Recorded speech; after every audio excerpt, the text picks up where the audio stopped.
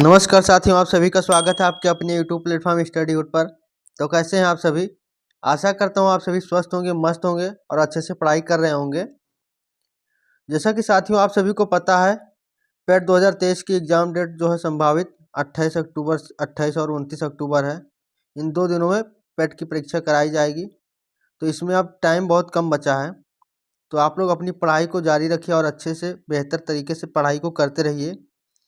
इस कड़ी में हम आप लोगों के लिए लेकर आ रहे हैं डेली टॉप 20 प्रश्नों की एक सीरीज चला रहे हैं, पीवाईक्यू सीरीज, जिसमें प्रीवियस ईयर्स के जितने भी प्रश्न पूछे गए हैं यूपी ट्रिपल एस सी आयोग के द्वारा, सारे प्रश्नों का कलेक्शन होता है जो कि वो टॉपिक वाइज होता है।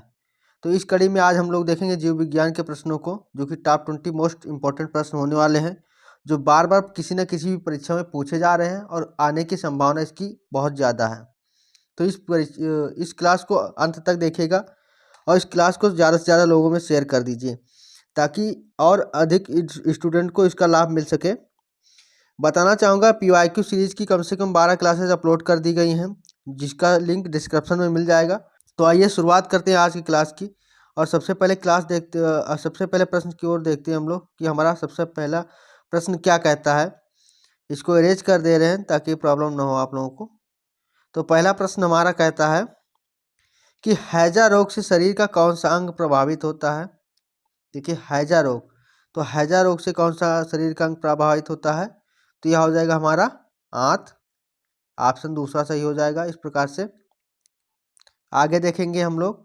अगला प्रश्न हमारा कहता है, निम्नलिखित में से कौन सी विटामिन वसा में घुलनशील है। ये मोस्ट इंपॉर्टेंट प्रश्न है, इसको याद रखना, मोस्ट इंपॉर्टेंट प्रश्न है। यहाँ पे लिख कर ले लीजिएगा।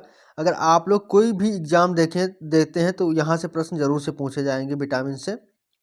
अगर हम बात करें विटामिन की खोज किसने की थी, तो विटामिन की खोज 1912 में फंक नामक वैज्ञानिक ने किया था, फंक ने। ठीक है, इसको याद रखना।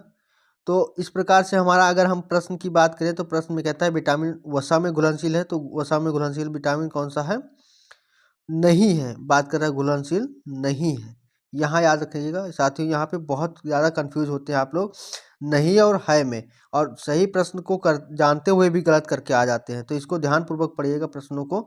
तो इसका उत्तर हो जाएगा विटामिन सी। ठीक है, तो आइए हम देखते हैं कि कौन सा विटामिन हमारा जल में घुलनशील है और कौन सा वसा में है। तो देखेंगे हम लोग जल में घुलनशील विटामिन, ठीक है, और यहाँ पे देखेंगे वसा में घुलनशील। तो देखिए, जल जल में क्या होता है, BC, यानी कि भैंस। भैंस से याद रखिएगा, BC। BC क्या हुआ, जल, पानी में चले गए, भैंस हमारी गई पानी में, भैंस गई पानी में, तो जल में घुलनशील BC हो जाएगा। और अगर वसा की बात करें तो वसा में घुलनशील कीड़ा, याद रखिएगा, कीड़ा, कीड़ा। ठीक है, तो विटामिन के, विटामिन ई, विटामिन डी और विटामिन ए, ये हमारे 4 जो हैं वसा में घुलनशील हैं और 2 हमारे जल में घुलनशील हैं। तो इसको याद रखिएगा, बहुत बार पूछा गया, मोस्ट इंपॉर्टेंट प्रश्न है, 100% यहाँ से आने की संभावना है। ठीक है, आगे देखेंगे। अगला प्रश्न हमारा कहता है mg/dl, ठीक है, जो कि एक उपवास रक्त शर्करा के स्तर को प्री डायबिटीज माना जाता है। तो कितना होता है इसका अनुपात, रेशियो क्या होगा, तो उसके बारे में पूछा है। तो इसका रेशियो हो जाएगा आपका, क्या सही हो जाएगा, ऑप्शन हमारा तीसरा सही हो जाएगा, 100 से 125 के बीच में होता है। ठीक है, इसको याद रखना, ऑप्शन तीसरा सही हो जाएगा। आगे देखेंगे। अगला प्रश्न हमारा चौथा नंबर कहता है, हमारे पेट में पाचक रस में मुख्य रूप से होता है। तो पाचक रस में क्या होता है, जिससे हमारा जो भोजन होता है आसानी से पाचन क्रिया हो जाती है। तो इसमें होता है हमारा HCl, और HCl किसका नाम है, तो यह हमारा है हाइड्रोक्लोरिक का नाम। तीसरा ऑप्शन सही हो जाएगा हमारा, हाइड्रोक्लोरिक एसिड पाया जाता है हमारे पेट के में पाचक रस में। ठीक है, इसको याद रखना। आगे देखेंगे। अगला प्रश्न हमारा कहता है, रक्त में श्वेत रक्त कोशिकाओं का सामान्य स्तर कितना होता है 1000 प्रति मिलीमीटर में।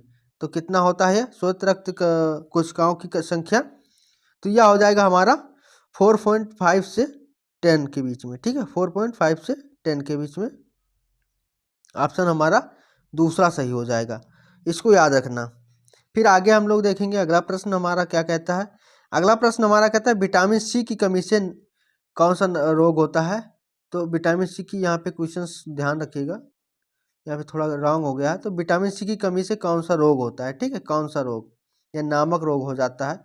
तो विटामिन सी से कौन सा रोग हो जाता है, स्कर्वी रोग, ऑप्शन पहला सही हो जाएगा। और बेरी बेरी रोग विटामिन बी की कमी से होता है। और पेलाग्रा क्या होता है, विटामिन B3 से। और रतौंधी विटामिन ए की कमी से होता है। साथियों, आप सभी जो हम प्रश्न करवा रहे हैं जिसका आंसर आता है तो आप लोग कमेंट करिएगा, और कमेंट करके लास्ट में आप लोगों का स्कोर कितना हुआ, जितना स्कोर आप लोगों का बनता है वो स्कोर आप लोग कमेंट करिएगा कि हाँ हमारा 20 क्वेश्चन में से 18 क्वेश्चन सही हुए या फिर हमारे 16 क्वेश्चन सही हुए, ठीक है। इसको याद रखना, इसको कमेंट करिएगा लास्ट में, आप लोग अपना स्कोर चेक करके बताइएगा, ठीक। देखिए आप लोगों का कितना तैयार है, तो उसको भी आप लोग साथ साथ में टेस्ट करते चलिए, क्योंकि अब टाइम बहुत कम बचा हुआ है। आगे देखेंगे, अगला प्रश्न हमारा कहता है मनुष्यों में अग्रचर्वणक दांतों और चर्वणक दांतों की संख्या का अनुपात है। तो यह कितना हो जाएगा हमारा, ऑप्शन फर्स्ट सही हो जाएगा, सॉरी फर्स्ट सही हो जाएगा, क्या हो जाएगा ऑप्शन फर्स्ट 2 और 3, ठीक है, 2 और 3 के अनुपात में होता है, क्योंकि इसमें 12 सॉरी इसमें क्या होता है कि पहले में जो चौरानक होते हैं इसमें होते हैं 8, और चौरानक जो होते हैं इसमें 12 दांत होते हैं, तो इनका अनुपात क्या हो जाएगा 2:3 हो जाएगा, ठीक है, इसको याद रखना। आगे देखेंगे, अगला प्रश्न हमारा कहता है परनीशियस एनीमिया एक ऐसी स्थिति है जिसमें शरीर पर्याप्त स्वस्थ लाल रक्त कोशिकाओं का निर्माण नहीं कर पाता है, क्योंकि इसमें पर्याप्त नहीं होता है। क्या पर्याप्त नहीं होता है, तो उसको बताना है, ठीक है। बताइए कौन सा विटामिन पर्याप्त नहीं होता है। तो आप लोगों को पता ही होगा कि हमारा इसमें क्या हो जाएगा ऑप्शन सही, विटामिन B12 हो जाएगा, ऑप्शन चौथा सही हो जाएगा, ठीक है, ऑप्शन चौथा सही हो जाएगा। आगे देखेंगे, अगला प्रश्न हमारा कहता है मलेरिया की औषधि क्यूनिन, ठीक है, किस वृक्ष से प्राप्त की जाती है। तो क्विनिन की बात करता है जो औषधि मलेरिया की है, यह हमारी सिंकोना के नामक वृक्ष से प्राप्त होता है, इसके छाल से प्राप्त होता है, इसको भी याद रखिएगा, छाल से मिलता है, ठीक है। तो हमारा ऑप्शन फर्स्ट सही हो जाएगा। अगला प्रश्न देखेंगे, अगला प्रश्न हमारा कहते हैं मानव हृदय में सबसे बड़ा और सबसे मजबूत कक्ष कौन सा है। तो यह सबसे बड़ा और सबसे मजबूत कक्ष कौन सा हो जाएगा हमारा, बायां निलय, ठीक है, बायां निलय हमारा सबसे बड़ा और सबसे मजबूत होता है। इस प्रकार से हमारा दूसरा ऑप्शन सही हो जाएगा। आगे देखेंगे हम लोग, अगला प्रश्न हमारा कहता है 11 नंबर प्रश्न कहता है शरीर में तरल पदार्थों के संतुलन को नियंत्रित करने के साथ साथ हृदय की मांसपेशियों के सही कार्य करने के लिए महत्वपूर्ण है। तो यह क्या महत्वपूर्ण है, इसकी बात कर रहा है, तो इसमें क्या हो जाएगा ऑप्शन हमारा सही, चौथा ऑप्शन सही हो जाएगा। इसमें क्या कहता है पोटेशियम, ठीक है, इसमें पोटेशियम हो जाएगा, चौथा ऑप्शन सही हो जाएगा, याद रखना।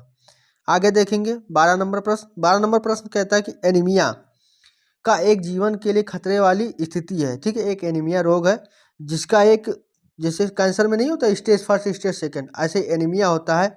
तो वह कौन सा एनीमिया है जो जीवन की खतरे वाली स्थिति है, जब किसी व्यक्ति का शरीर पर्याप्त रक्त कोशिकाओं का उत्पादन नहीं करता है, तो क्या हो जाता है, तो वह रोग हो जाता है एनीमिया। तो एनीमिया तो होता ही है, लेकिन कौन सा एनीमिया होता है स्पेसिफिक पूछता है इसमें।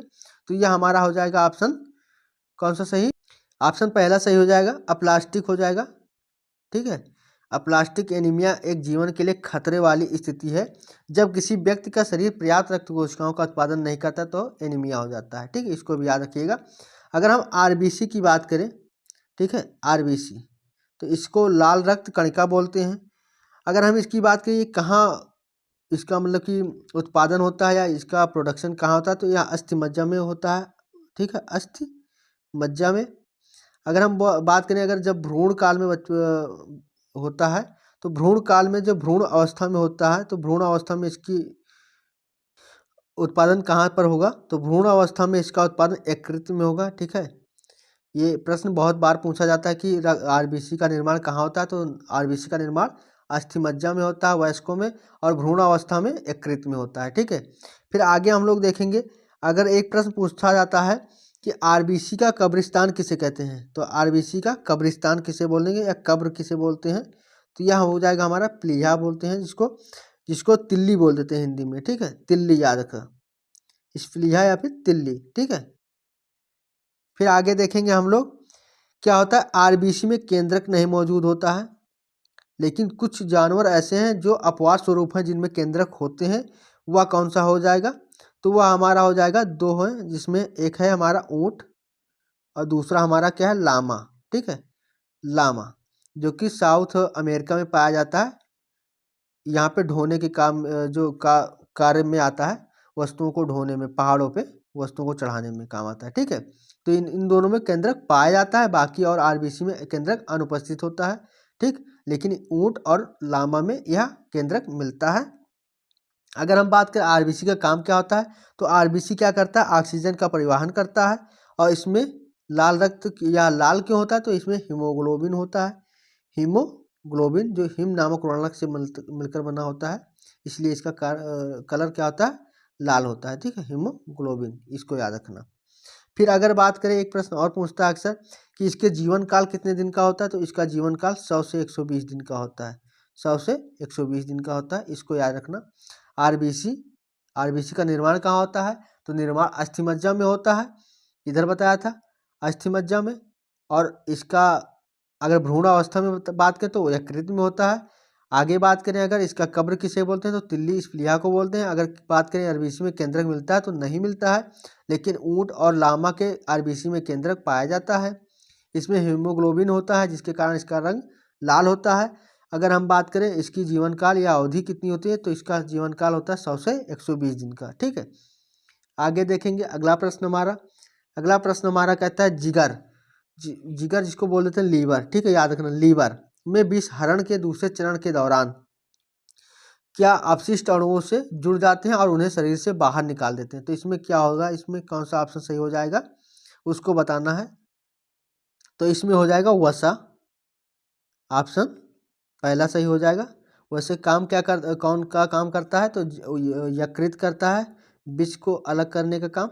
ठीक है, डिटेक्ट करता है, जो है पॉइजन को डिटेक्ट कौन सा करता है अंग, तो यह करता है यकृत। ठीक है, लेकिन इसमें वसा अवशिष्ट अणुओं से जुड़ जाते हैं और उन्हें शरीर से बाहर कर देते हैं। अगर प्रोसेस पूछे तो प्रोसेस में क्या होता है कि जब दूसरे चरण में विष को अलग किया जाता है, डिटेक्ट किया जाता है, तो उसमें वसा क्या होता है, अपशिष्ट अणुओं से जुड़कर उन्हें शरीर से बाहर निकाल देता है। ठीक है, इसको भी याद रखना। फिर आगे हम देखेंगे, प्रश्न हमारा 14 नंबर है, जो कहता है कि हमारे शरीर में हार्मोन इंसुलिन का निर्माण किस ग्रंथि द्वारा होता है। यह मोस्ट इंपॉर्टेंट है, वेरी वेरी इंपॉर्टेंट प्रश्न है, इसको याद रखना, लिख कर ले लीजिए, यहाँ से एक प्रश्न जरूर से बनेगा। तो हार्मोन इंसुलिन जो कि हमारे अग्नाशय में इसका निर्माण होता है, ऑप्शन पहला सही हो जाएगा। अगर हम बात करें हार्मोन इंसुलिन हार्मोन्स की, तो इसकी कमी से क्या होता है, त्वरित प्रोटीन जो होता है, त्वरित प्रोटीन इसका अपचय नहीं हो पाता है और इसका कम संश्लेषण भी होता है। इसकी कमी से मधुमेह रोग हो जाता है, इसको भी याद रखना। मधुमेह रोग किसकी कमी से होता है, तो इंसुलिन की कमी से होता है मधुमेह रोग। ठीक है, मोस्ट इंपॉर्टेंट प्रश्न है, मधुमेह रोग होता है इसकी कमी से। फिर आगे अगर हम बात करें, जब हमारा मधुमेह रोग हो जाता है तो उसका क्या लक्षण होता है, तो इसमें क्या होता है कि प्यास अधिक लगता है, भूख में वृद्धि हो जाती है, वेट लॉस होने लगता है, खाना खाने के बाद भी हमारा वेट क्या हो जाता है, लॉस होता है। इसके अलावा भी थकान महसूस होने लगता है। ठीक है, तो ये कुछ इसके मुख्य लक्षण हैं, तो इसको याद रखना। फिर आगे देखेंगे, अगला प्रश्न हमारा कहता है, अगला प्रश्न हमारा, एक वयस्क व्यक्ति में सामान्य लाल रक्त की गणना कितने मिलियन प्रति मिलीमीटर में होती है, तो कितना हो जाएगा इसमें, तो ये हो जाएगा 4.6 से 6.2 के बीच में होता है, मध्य में होता है, तो यह तीसरा ऑप्शन सही हो जाएगा। ठीक है, अगले प्रश्न की ओर चलेंगे हम लोग। अगला प्रश्न हमारा कि खाद्यान्नों के संरक्षण हेतु तो निम्न में से किसका प्रयोग किया जाता है, तो खाद्यान्नों के संरक्षण के लिए किसका प्रयोग किया जाता है, तो यह किया जाता है सोडियम बेंजोएट का, जो कि ऑप्शन हमारा चौथा सही हो जाएगा। अगले प्रश्न की ओर चलेंगे, हमारा प्रश्न है क्रैनबेरी या स्ट्रॉबेरी और रास्पबेरी जैसे जामुन किस आहार खनिज से भरपूर होते हैं, तो जैसे मान लो जिसको करौंदा बोल देते हैं हिंदी में, करौंदा हो गया, जामुन हो गया, तो इसमें कौन सा खनिज पाया जाता है, तो यह इसमें कौन सा खनिज पाया जाएगा, इसमें मैग्नीज मिलता है। ठीक है, ऑप्शन हमारा दूसरा सही हो जाएगा, मैग्नीज, इसको याद रखना। आगे देखेंगे, अगला प्रश्न हमारा कहता है नारियल फाइबर और शक्तिशाली फैटी एसिड से भरे होते हैं, जिन्हें मध्यम श्रृंखला क्या कहा जाता है, इसको याद रखना। तो क्या कहा जाता है, यहाँ पे कहा जाता है रहेगा, कहा जाता है, तो इसको बोलते हैं ट्राइग्लिसराइड्स। ठीक है, ट्राइग्लिसराइड्स बोलते हैं, जो कि हमारे नारियल फाइबर में पाया जाता है। ऑप्शन चौथा सही हो जाएगा।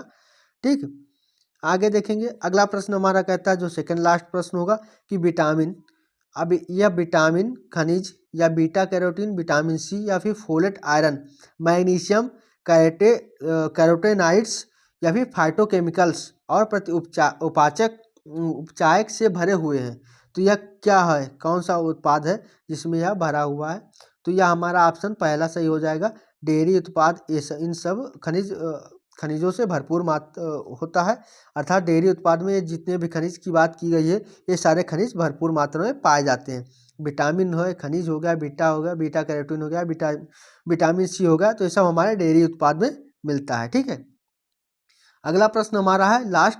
यह कहता है, एक उत्कृष्ट और सस्ता प्रोटीन स्रोत है और कम कैलोरी वाले शाकाहारी भोजन के लिए एक बढ़िया विकल्प भी है। तो यह क्या है? तो यह इसको बोलते हैं फलियां।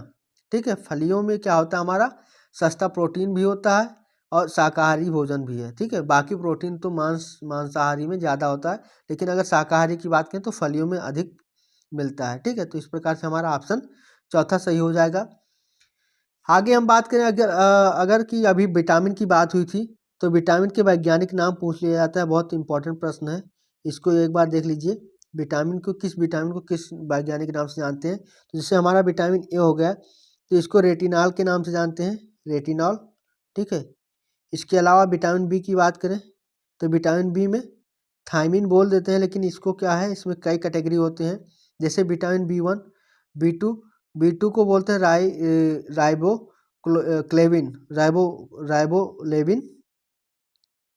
राइबोक्लेविन। इसके अलावा अगर हम बात करें विटामिन बी3 की, तो विटामिन बी3 में क्या बोलते हैं, इसको नियासिन बोल देते हैं, नियासिन। इसके अलावा आगे चलेंगे हम लोग, अगर बात करें विटामिन 4 की, तो इसको कोलिन बोलते हैं, सीधा कोलिन। ठीक है, कोलिन। अगर हम विटामिन 5 की बात करें तो विटामिन 5 को बोलते हैं पैंटोथैनिकम। पैंटोथैनिकम मोस्ट इंपॉर्टेंट प्रश्न है, इसको याद रखना, पैंटोथैनिकम बोल देते हैं इसको। इसके अलावा अब हम आ जाएंगे विटामिन 6 पर, तो विटामिन सी को बोल देते हैं पायरिडॉक्सिन। इसके अलावा हम लोग देखेंगे विटामिन बी12 की बात करेंगे, विटामिन 12 की, तो इसको साइनोकोबालामिन बोल देते हैं, साइनोकोबालामिन। ये पिछली बार ही पूछा गया था प्रश्न पेट में, साइनोकोबालामिन, इसको भी याद रखना। फिर आगे देखेंगे, अगला हमारा हो जाता है विटामिन सी, जिसको एस्कॉर्बिक एसिड बोल देते हैं, एस्कॉर्बिक अम्ल। ठीक है, एस्कॉर्बिक अम्ल। इसके अलावा विटामिन डी, इसको बोल देते हैं कैल्शियोफेरॉल।